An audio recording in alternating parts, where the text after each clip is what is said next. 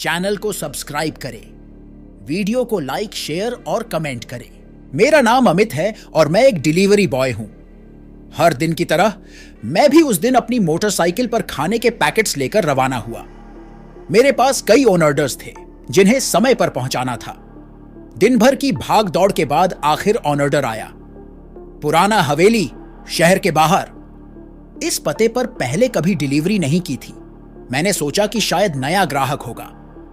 मैंने अपने दोस्त रवि को फोन किया, जो पास के एक मोबाइल कैफे में काम करता था। रवि मेरा अच्छा दोस्त था और हमेशा मदद के लिए तैयार रहता था। मैंने उसे बताया कि मुझे एक अजीब पते पर डिलीवरी करनी है। रवि ने कहा, तू जा, अगर कोई परेशानी हो तो मुझे फोन कर देना। मैं अपने कैफे से थोड़ी दूरी पर ही हूं, आ जाऊंगा। मैंने अपनी मोटरसाइकिल स्टार्ट की और शहर के बाहरी इलाके की ओर बढ़ा। रास्ते में मैंने पेट्रोल पंप पर अपनी बाइक का टैंक फुल करवाया। पेट्रोल पंप पर भी एक अजीब सी शांति थी। वहां के कर्मचारी ने मुझे घूरते हुए देखा और बोला, इस रास्ते पर ज्यादा मत जाना, वहां की हवेली, खैर ध्यान रखना। उसकी बातें सुनकर मेरे मन में एक अजीब सा डर बैठ गया, लेकिन मैं ऑर्डर पूरा करने के लिए आगे बढ़ा। जब मैं हवेली के पास पहुंचा तो वह एक पुरानी उजाड़ हवेली थी। चारों ओर घना जंगल और सन्नाटा। हवेली का गेट खुला था, लेकिन अंदर जाने की हिम्मत नहीं हो रही थी। मैंने दरवाजा खटखटाया, लेकिन कोई जवाब नहीं आया। तभी एक बूढ़ा आदमी प्रकट हुआ और बोला, खाना अंदर ले आओ। मैं अंदर गया तो महसूस हुआ कि यह जगह बहुत समय से वीरान है। फर्नीचर पर धूल की मोटी परत थी और एक अजीब सी दुर्गंध आ रही थी। जैसे ही मैंने खाने का पैकेट टेबल पर रखा, हवेली की बत्तियां झपकने लगी। मेरी हिम्मत टूटने लगी। बूढ़ा आदमी अचानक गायब हो गया। मैंने दरवाजे की ओर भागने की कोशिश की, लेकिन दरवाजा बंद था। तभी मुझे किसी की हंसी सुनाई दी। मेरी पीठ के पीछे से किसी ने मेरा नाम पुकारा, अमित। मैंने पीछे मुड़कर देखा, लेकिन कोई नहीं था। मेरे शरीर में सिहरन दौड़ गई। मैंने अपने फोन से रोशनी की और निकलने का रास्ता ढूंढने लगा। मैं धीरे धीरे चलते हुए बाहर जाने का रास्ता ढूंढ रहा था। तभी मुझे एक कमरे से हल्की रोशनी दिखाई दी। मैंने हिम्मत जुटाकर उस कमरे में झांका तो देखा कि वहां एक पुराना टेलीविजन चल रहा था। टेलीविजन पर कोई भूतिया फिल्म चल रही थी। तभी स्क्रीन पर मेरी तस्वीर आई और मुझे देखकर टेलीविजन बंद हो गया। हवेली के हर कोने से अजीब अजीब आवाजें आ रही थीं। तभी मैंने देखा कि हवेली में कई अजनबी साए घूम रहे हैं। वे मुझे देख रहे थे, हंस रहे थे और कुछ बोल रहे थे। मेरी सांसें तेज हो गई और मैं पूरी शक्ति से दरवाजे की ओर भागा। जैसे ही मैं दरवाजे के पास पहुंचा, दरवाजा खुल गया और मैं बाहर निकल आया।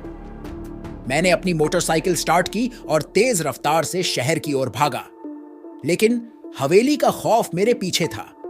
मैं जितना दूर जाता, वह साए उतना ही मेरे करीब आते। आखिरकार मैंने एक मंदिर देखा और वहां जाकर रुका। मंदिर में प्रवेश करते ही साए गायब हो गए। मंदिर के पुजारी ने मेरी हालत देखी और पूछा कि क्या हुआ। मैंने सारी बात बताई। पुजारी ने कहा, तुम्हें उस हवेली की आत्माएं परेशान कर रही थी। वह हवेली कई साल पहले जल गई थी और वहां के लोग मर गए थे। उनकी आत्माएं अब भी वहां भटकती हैं। मैंने पुजारी के कहे अनुसार पूजा अर्चना की और हवेली के पास जाने से तौबा कर ली। लेकिन वह रात मुझे कभी नहीं भूलेगी।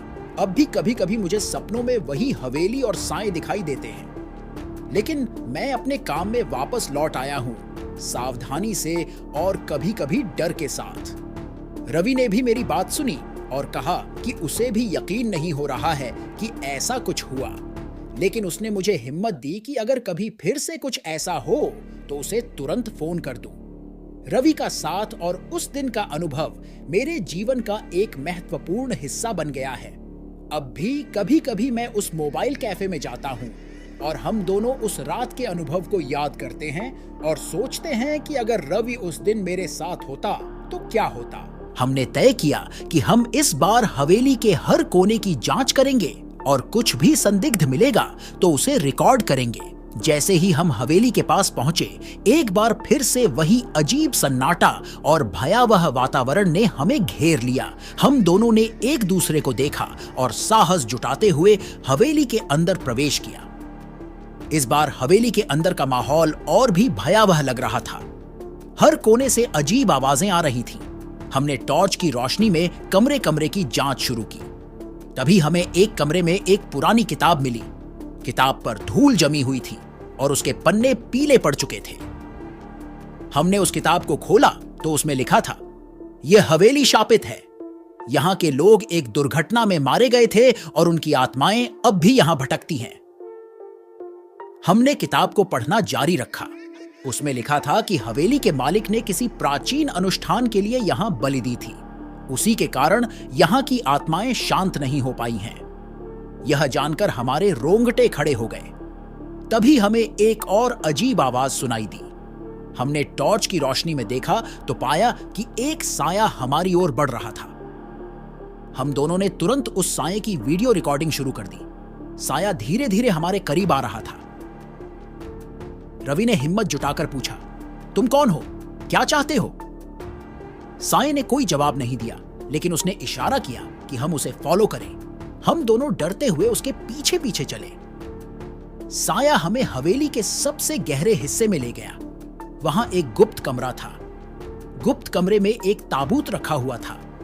साया ने इशारा किया कि हम ताबूत खोलें। हमने ताबूत खोला तो उसमें एक पुरानी डायरी और कुछ कहने रखे हुए थे। डायरी में लिखा था कि हवेली के मालिक ने अपनी लालच के कारण अनुष्ठान किया था और उसे शाप मिला था।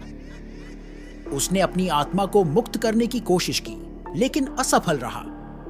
डायरी में आत्माओं को मुक्त करने का तरीका भी लिखा था। हमने डायरी के अनुसार पूजा अर्चना की और आत्माओं की शांति के लिए प्रार्थना की। कुछ देर बाद साया गायब हो गया और हवेली का माहौल शांत हो गया। हमने महसूस किया कि आत्माएं अब मुक्त हो गई हैं।